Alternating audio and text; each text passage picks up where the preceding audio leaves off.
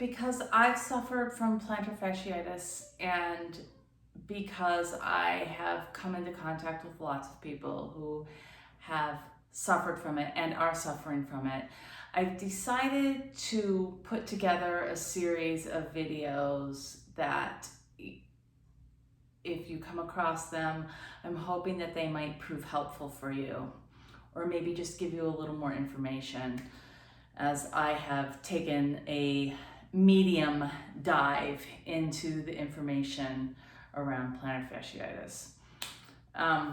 So some of you may have heard of treatments with injections or even surgery to remove it, and that's pretty extreme. So the pain must have been incredibly debilitating to get to that point. And so I'm hoping that if you are on that track of going in that direction, that maybe some of this can provide a semblance of relief or bring you on a path of healing. So the first thing is the plantar fascia is this really thick band of connective tissue on the bottom of the foot, and it's non-contractile, which means it can't contract like muscles, but it works with the muscles on the sole of the foot to help provide in my non-medical degree here and the research I've done, it provides a foundation for the muscles to contract.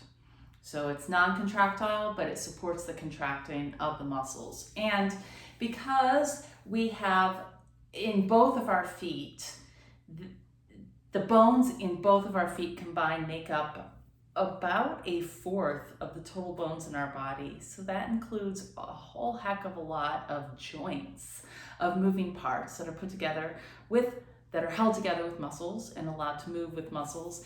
And the amount of time that we spend focused on the muscles of our feet probably pales in comparison to the muscles in the rest of our body.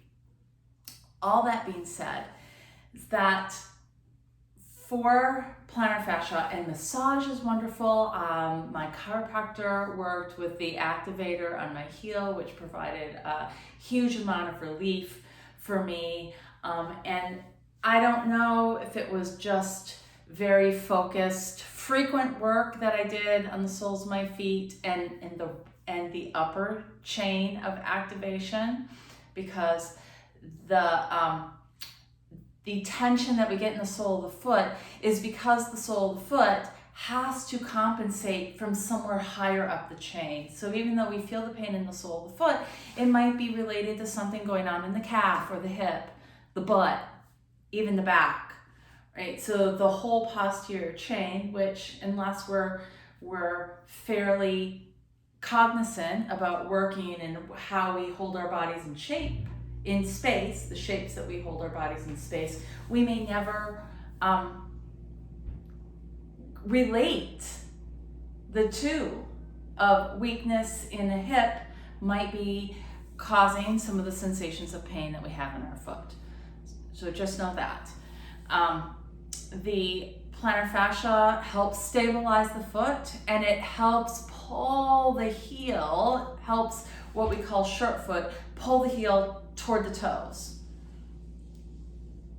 so that our foot doesn't completely spread out on the ground and placing undue pressure on the rest of the phalangeal joints of the toes. So it's very useful. It might seem like, oh, my life would be better if I didn't have plantar fascia because I'm in so much pain. But studies have shown that people who have had the surgery to remove it, actually it cascades into a whole nother set of painful things that are happening in the body. So that was just a quick background of what I've dealt with. Again, my pain probably from plantar fasciitis was not entirely it representative of the community at large. It was pretty painful. I couldn't walk well for a couple of months.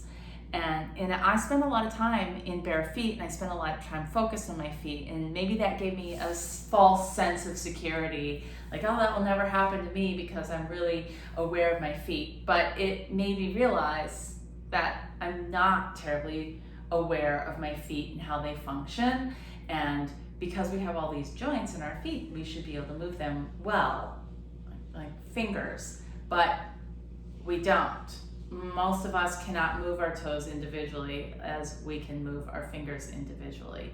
And that's probably not our goal here, but the goal to be able to create more of a balanced sense of mobility and stability through our feet, and just be aware of where our feet are in space and how they work. And then the last thing that I want to say about plantar fasciitis is that there have been some studies that talk about fasciitis is linked to inflammation. And right, many times we're told to ice it, and that is lovely to help alleviate pain. But if we think that we're going to help our plantar fasciitis by calming the inflammation, it may be that it very rarely is it actually fasciitis where it's inflammation. The more correct term to label this syndrome, if that's what we want to call it, is fasciosis. And that is more about micro tears that are in the connective tissue, and it's not about inflammation. In fact, inflammation cells are rarely seen in the plantar fascia. So icing is fine. Icing is fine to take away the pain, but icing isn't going to necessarily help our healing progression, because we actually need to stimulate a little bit of blood flow down here to help that process of healing and muscle reparation. So, okay, that's just a little bit about plantar fasciitis. And the next videos I'll go through some gentle releases, some gentle stretches, and then we'll do some more active releases and some more active stretching, and even work up into the hips and the lower legs and into the hips. All right, enjoy. Comment below if you find this useful or if you have more information for me, and I appreciate it.